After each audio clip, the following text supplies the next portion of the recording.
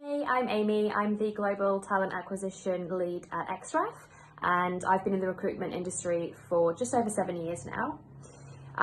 If I were to split my career into different sprints, I would have three.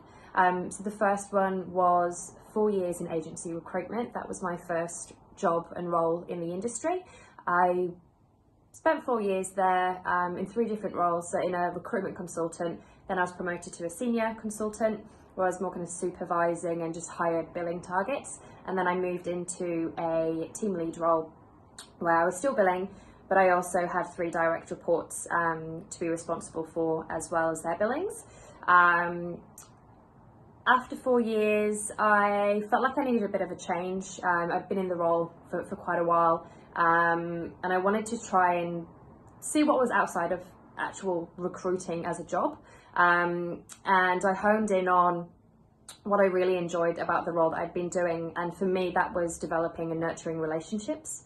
So I decided to move into HR tech to XREF as an account manager. So there I was managing relationships with existing clients and really being able to develop on those relationship management skills. So this would be my sprint 2, or my second sprint, where I was out of my comfort zone a little bit, trying something new, but it married quite well because I was still in that HR recruitment industry.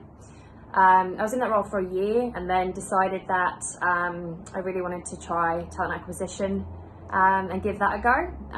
So sprint 3, I moved internally, had the opportunity to move internally with XREF to be the first talent acquisition lead that they had, and actually kind of build this department from scratch and implement lots of processes and procedures and just centralize everything across the board, which has been really exciting and cool and very different to what I'd done previously in both of those roles.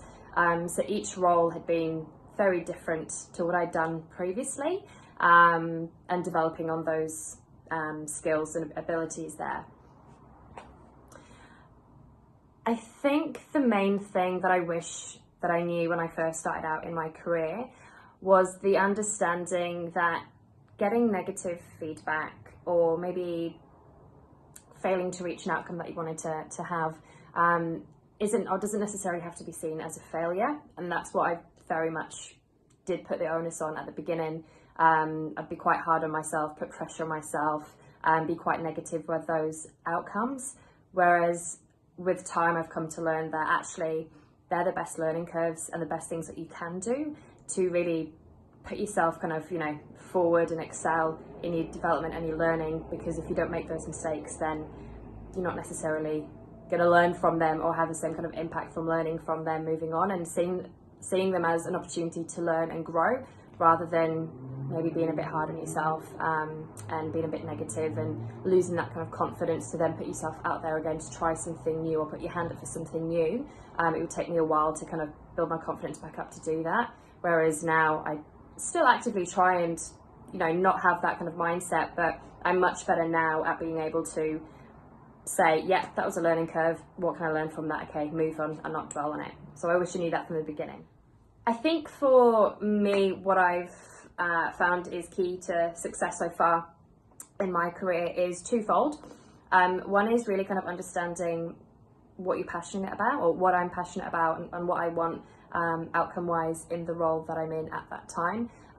For me, along the way, that passion's either come from maybe a specific product that I'm working on or selling, whether it's building a personal brand for myself, or whether it's team orientated, or if it's people that I work for that make me really passionate, then I'm much more dedicated and engaged and kind of really kind of care about the outcomes that I get to want to succeed.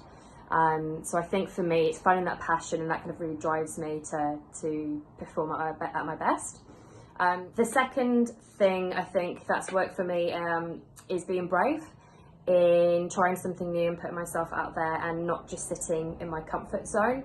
I think looking back, I've always, where I've had the opportunity to put my hand up to do something that is new, that is something that I haven't done before and might be scary, and most of the time it is a little bit scary doing something new that you're not used to, especially if people are watching you or seeing what the outcome's going to be. But I think putting yourself into those positions where you can have those outcomes outweighs not putting yourself forward and just going with the flow and kind of waiting for something to happen. I felt like it's put me in the driving seat in my career a little bit more. So I think definitely just having that kind of courage to give something a go outside of your comfort zone. I've never had a situation where it hasn't paid off for me. So yeah.